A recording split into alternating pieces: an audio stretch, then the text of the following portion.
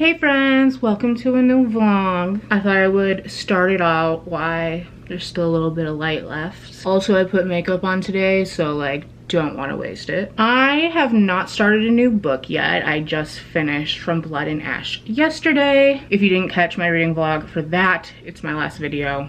Go check it out. I really want to read the sequel. I don't know if I'll cave and get the ebook because I do want to read the physical copy, but I'm not gonna buy it because I'm gonna get one of the boxes from like Fairy Loot or something. So that means waiting for it from the library. My own library doesn't have a copy. They would have to borrow it from a different one. So we'll see how long I can wait. I think what I will probably start reading at some point this weekend is The Soulmate Equation by Christina Lauren. I have an arc of this. Thank you, NetGalley. Love ya. I have no idea what this is about, but it's Christina Lauren, so it's a romance. I always pick up their new releases now. Will tell you more when I start reading it. Then if I finish that, I honestly don't know. We'll have to see. Right now I'm attempting to do some writing.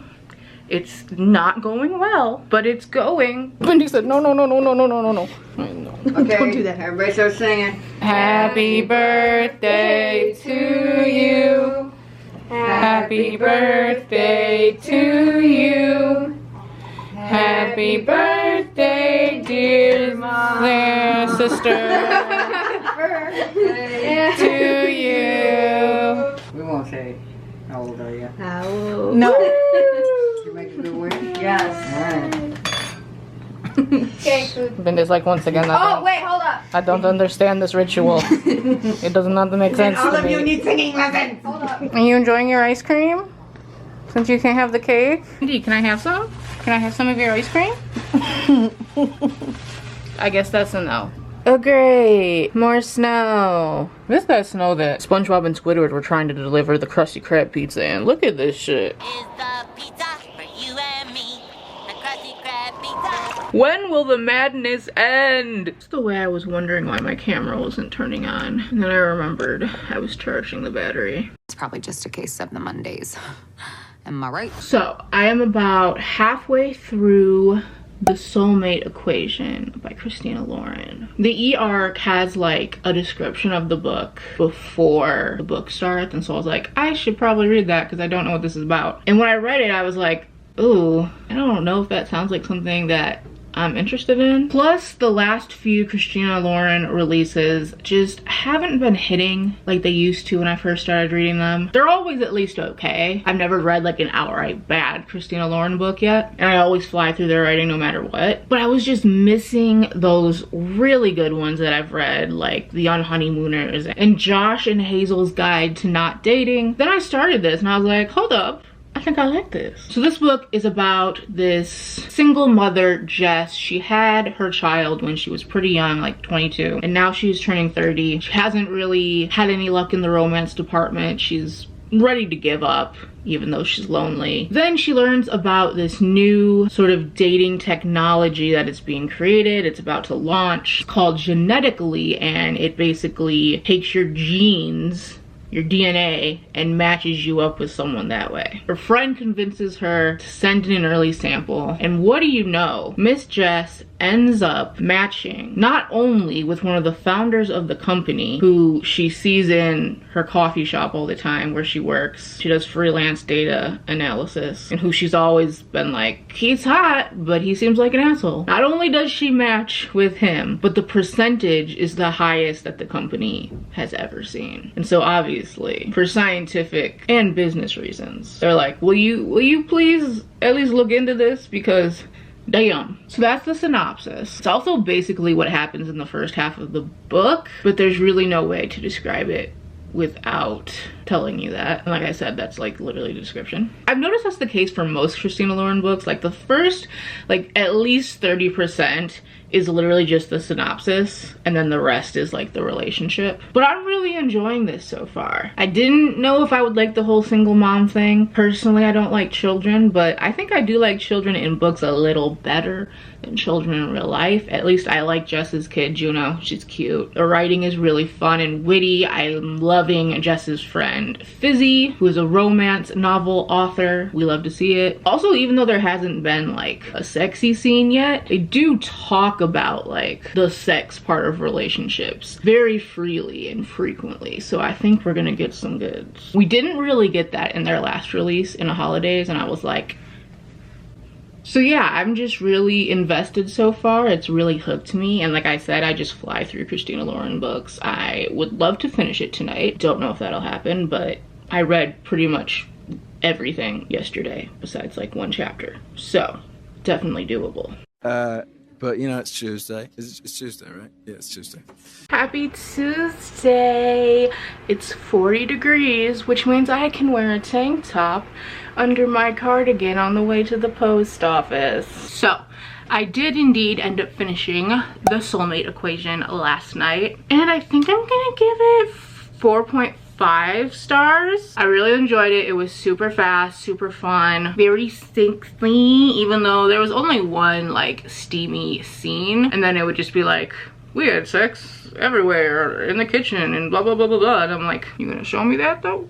I really liked the characters in this, like our main girl Jess, her daughter Juno, her grandparents were super cute. I love the love interest. I really liked as we got to see more of his personality. I thought he and Jess had super great chemistry. Something about them just really clicked for me. It also kind of has that trope of like rich man and not rich girl that I happen to enjoy, perhaps because I would like that for myself. One thing that kept this being a 5 stars is that I think the romance went a little fast. It didn't take long for them to go from, I think you're an asshole, blah blah blah, to oh my god, I love you. Also, I feel like the conflict at the end of the book, because you know, classic romance, gotta have your third act conflict. It was a little like, okay, like it wasn't like a super huge deal to me. I didn't necessarily like the actions of the love interest. It didn't bother me enough to like not ship them or anything, but I just thought it was like a little dumb. But that's, I feel that way about a lot of romance books, like third act conflict, which is why even though it's one of my favorite genres, it does take a lot to be a 5 star. But yeah, overall I enjoyed this. I definitely recommend checking it out when it comes out. I don't know when that is. I'll put it on the screen. I think it's sometime in May. It definitely got Christina Lauren like back on track for me, so very excited. I think what I'm going to read next, I'm going to finally start Door of Bruises now, and I'm scared. I'm very scared, but I know this will deliver in the romance department, the steaminess. And I also really want to know what's gonna happen because I've been putting it off. I've been terrified, but I just need to get through it. It's pretty hefty, but I do love that the font is rather large as well. And it's, trying not to spoil myself, 470 pages. So if you don't know, this is the 4th and final book in the Thorn Chapel series, the first one being A Lesson in Thorns. I've talked about this series a lot on my channel. It's smutty with a weird magical-ish plot, but like real world setting. It's not really magic. I mean, we don't really know, but I've enjoyed it so far for the most part. And yeah, this is the last one and I'm scared. Okay. It is Wednesday, my dudes. Double cheeked up on a Thursday afternoon, hella ass, the sun is still out. I'm looking so crusty dusty today, but I just thought I would say that I am like 180 pages into Door of Bruises, and I read all of that last night, so I'm super sucked in, really enjoying it so far. I wasn't sure how exactly this was going to play out, just because while this is definitely primarily a romance book, sort of the more erotic kind, there is sort of this other side plot where in book 1 basically these 6 people all find themselves being called back to this one place where they spent time together as children. It's like the house of one of the guys. He's like rich and I love him, but that's, anyway, it's called Thorn Chapel, and well, like I said, most of it is like them being kinky, let's just put it that way. They find themselves getting involved in these sort of like rituals, and the place itself just has this sort of, I guess you could say, magical ish feeling about it. And so throughout these 4 books, that has been a plot line in addition to the romantic relationships. And in this book, that plot line is sort of coming to its head, and we're trying to like get to the bottom of something that has happened and figure out what the solution is. And at the end of the previous book, some various problems had been going on with the relationships and whatnot, and so I really didn't know where this book was going to sort of pick up exactly and how quickly we would get into the romance, how much would be spent more on the magical ritual plot. Do not worry, they definitely get back to the smutty smut by like page 30. And I just feel, once again, every time I read one of these books, I just get so sucked in to this world and to these characters. I really enjoy the group dynamic. I really enjoy the individual relationships. I am an audience guest whore first and a human being second. Once I'm outside of reading these, I kind of feel a little more distance. Like, even going into this, I felt like, oh, I'm okay with this being the last book. Like, I'm ready to like put this series to the side. But now that I'm back into it, I'm like, I don't want this series to end. What? Give me more. But yeah, I am really enjoying it so far. Problems aside, because this series as a whole definitely has some problematic things, I would say, starting with the second book. If you guys remember when I read that, I had a fun time. Honest to God, do not know what the fuck to say right now. Sierra Simone, if you don't fucking explain yourself, I refuse to accept it. I will rewrite this goddamn book. I think this just falls into the category of romance books that are darker and maybe in a real life setting you wouldn't be 100% into everything that is going on, but in the fictional you can kind of be like, okay. So I definitely intend to continue reading this tonight, and yeah, I've just been sitting working being like, I would really like to get back into this, so I'm ready to continue. Ooh, we could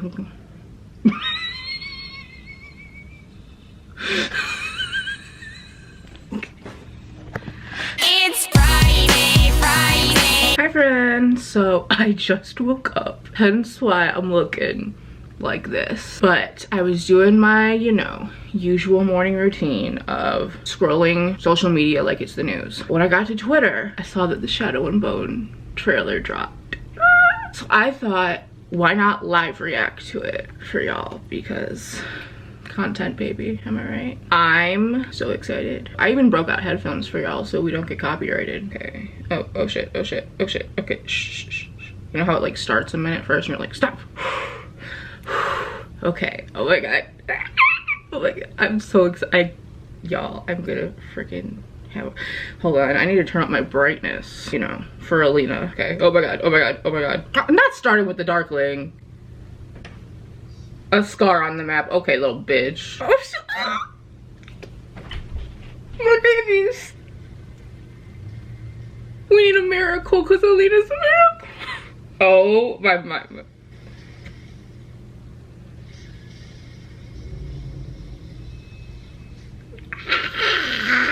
Oh, fuck you. The music. Cass, baby. Oh my gosh. Oh my god. Oh my god. She said a map maker.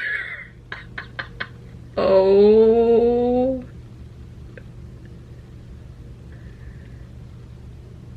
I'm speechless. Holy shit. Like, that looks so good. Not that I was expecting it not to, but y'all. You know how you never know with a YA adaptation if like they're gonna put the marketing and the budget and all of that into it, but oh my god.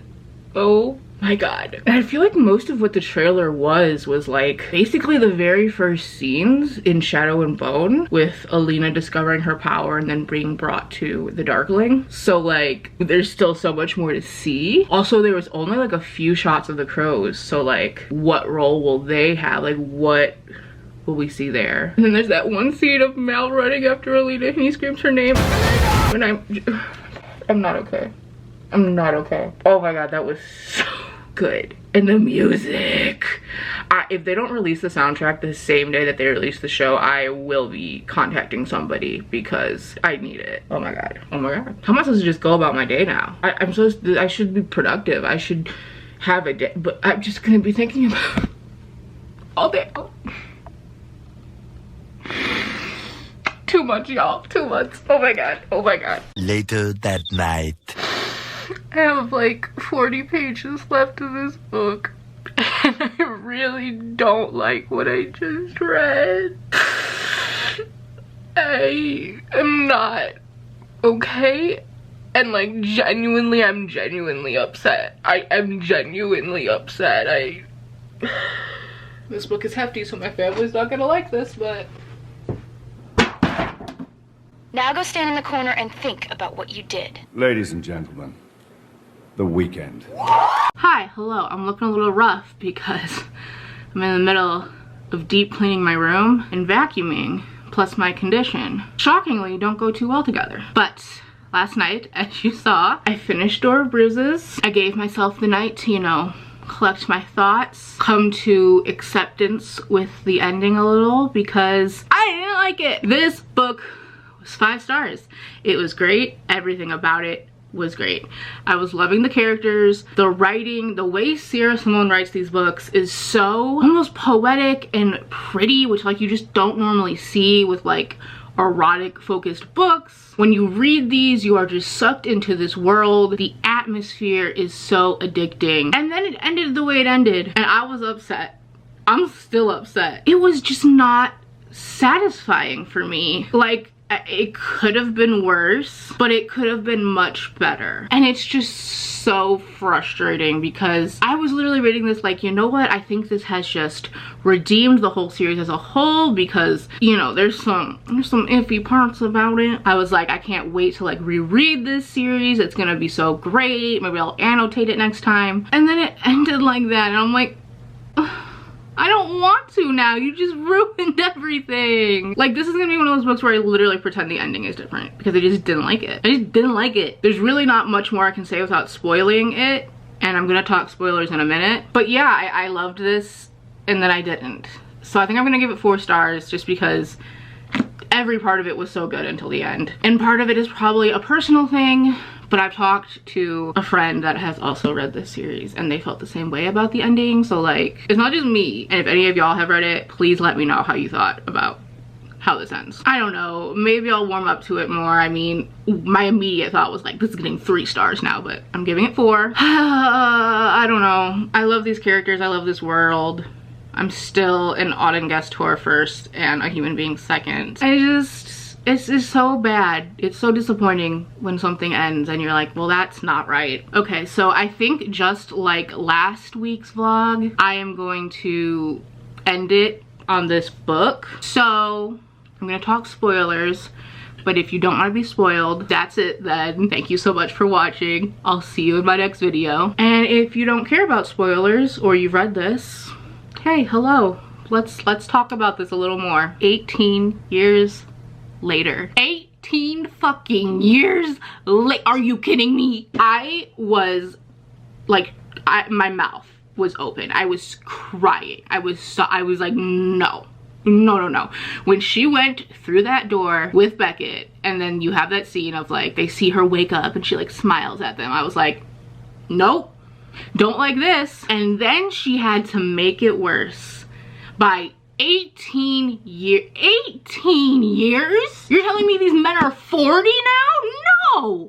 No. I am disgusted. Like, why? Why? I don't like character separation like that. I hate it. It's so unsatisfying to me. But especially when you're trying to have this polyamorous relationship, how are you gonna have 2 of the people together for 18 years without the other one? And then when they finally see each other again, they like literally have sex right there, like on the ground.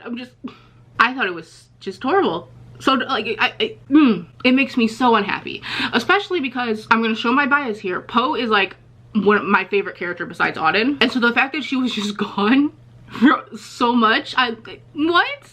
Like if I had to pick a couple from the throuple, it would be Poe and Auden, because I mean, let's be real, I'm like, I would like to be Poe and I would like Auden for myself. So in that sense, it's selfish. Literally, I remember reading this book, I was like, Poe is living her best life. If I could trade places with any character, I would trade places with her. And then it's so dumb because, first of all, the fact that there's this door, that there's this magic fairyland, whatever, it's couldn't they just close it without going, like, hello? Couldn't they find a way? But if you have to have them go through, why couldn't Poe, Auden, and Saint just all go together from the beginning. Why did her and Beckett have to go first? That was so weird to me, especially with the way Beckett's character was handled at the end of this was so sloppy because we don't really get his perspective much. He's planning to sacrifice himself, his life, take his own life for the cause. And then when Poe drinks the freaking berry tea to make her have to be in this different land, Beckett just scoops her up and is like, see you later. Huh? How is that a sacrifice? Beckett is not sacrificing anything in my opinion because he is in love with Poe, and Poe, she has sex with him because they all have sex with each other in this book, but she doesn't love him back. But you're gonna tell me that they've just been in this world 18 years together? Like, obviously we know what they were doing. We don't need Sierra Simone to tell us, which she doesn't. She doesn't tell us anything about this other world. Auden and Saint just cross and they have sex real quick, and then it's like, let's go home guys, and it's over. Nothing. Like, what is this other world?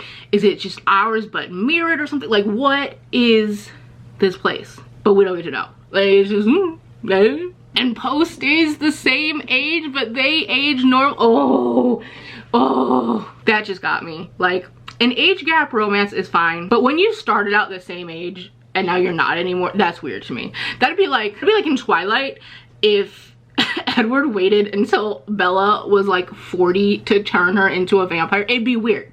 It'd be fucking weird, right? Ugh. I hate it. I clearly think Sierra Simone has like an age gap kink because literally Poe sees them and like she's looking at them like all like horny, and they're like, are you sure? Like talking about the gray that's in their hair, like let's just point it out, and Poe's like, I've always liked an older lover anyway. I'm like, stop it. So that's my main issue, which the fact that this is my main issue and not the other thing that we're gonna talk about now says a lot about me as a person and what this book did to me. The incest.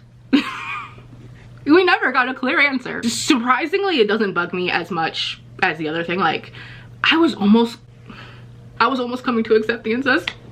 Cause like, I mean, they have been in love with each other since they were 12 and doing stuff with each other since they were teenagers, and then even more now as adults. So I kind of get it. Like, you suddenly find out you're half brothers and it's like, but I already am in love with you. I can't believe I'm saying these words right now. I feel like this book did a better job of explaining the whys in it than the other ones, because in the others it was like, Anna was just like, I don't give a fuck. And Saint was like, yeah, it's wrong. But this kind of went into more of the like the deeper dynamics of it, I guess. And I also think it doesn't bother me as much because in my head, like, he's not related to him. Like, even though they never open the envelope to see if he's actually Delphine's brother, half brother, and not Auden's. Like, I fully believe in my heart that he's Delphine's half brother and not Auden's. Maybe that's just my mind protecting me. I don't know. Does Sierra Simone also have like an incest kink? Maybe she does, because why not answer the question? I get that it's just like Saint's way of saying like, I'm gonna love you no matter what these results say and I'm still gonna be with you, but like, could we just... So that was this, and like I didn't want anyone to die, especially when Auden was like, I'm gonna go die to close this door. I was like, oh, no, no, no, no, no.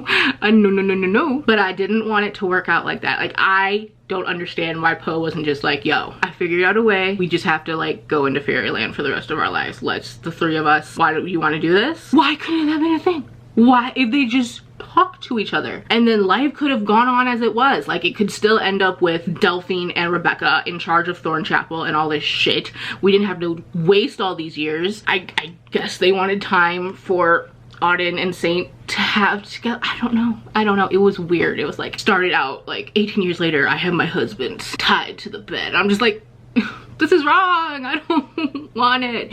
Poe's not here and y'all are old now. Where's the young people? Not to be ageist, but why? It was just weird, and it was unsatisfying to my heart, because like 18 years, 18 motherfucking years. Like, if it was like 5 years, I could handle it, but 18? And this whole, like, I feel like there's so many things unanswered. Like, what happens when the door comes back? Is Rebecca and Delphine gonna leave like a book like, hey y'all, this is how you close the door, someone has to go into this weird fairyland, so LOL. I don't know. I just don't get it. I don't get why it ended like that, and I'm gonna pretend it didn't end like that. I'm literally either gonna pretend they closed the door some other way, or that Poe and Auden and Saint all went together from the beginning and they're all 22 forever, not just Poe. We don't even get to see Beckett in Fairyland either, because it ends so quickly. Like, we don't get to see any of that world. I almost want a novella, but then again I don't, because I'm gonna have to deal with old ass Auden and Saint with their gray hair Ugh. Okay, I think that's all I have to say. There was good things about this book. I really enjoyed the smut. It was so good. Like I said, Poe was living her best life, and I would like to trade up until that ending. I really liked how we see Delphine and Rebecca come back to each other. Like, all of it was great. It was great until the end. I would like to personally contact Sierra Simone and just say, why? Why? Why? Okay, that's it for this vlog. Thank you so much for watching. If you've even watching this part, I might be just ranting to no one, but it's fine. I need to get it off my chest. I'll see you in my next video. Bye. And Josh and Hazel.